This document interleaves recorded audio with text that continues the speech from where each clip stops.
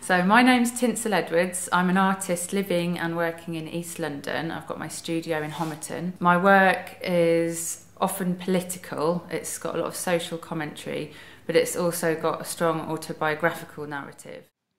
A couple of other facts about me. I used to be in a band called the Fairies Band, and we were together for 7 years. That was along with 3 other girls. We wore wings every single day, granted people wishes, and our music was quite shouty, punky, and it was mostly about drinking, boys and good times.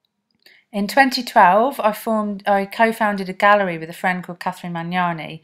The gallery was called A-Side, B-Side, and we had 16 studios as well. Curated lots of shows there, but in 2014 I chose to leave because I wanted to have more time to focus on my own practice. I've covered lots of different themes in my work, including inequality, money in banks, consumerism, the art establishment, responsibility, revolution, DIY spirit, also change and hope and love and sharing. My work's addressed all of these different things in a variety of different ways.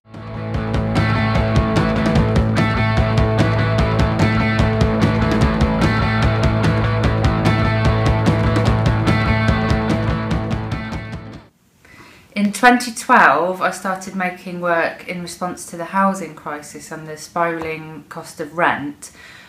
So I've been working on that project for quite a few years now. But in 2015, I was approached by Banksy to take part in Disneyland.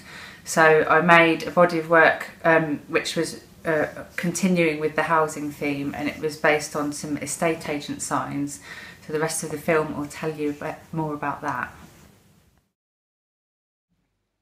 Estate agent signs seem to sprout up like weeds everywhere in London. I've been noticing this for a while and kind of wondering what to do with it. At the same time, through all of the other paintings that I was making about housing, lots of people were sharing their stories with me, their experiences and how their lives had actually been impacted by the issues surrounding the housing crisis. I decided that I wanted to make something that would represent these stories back.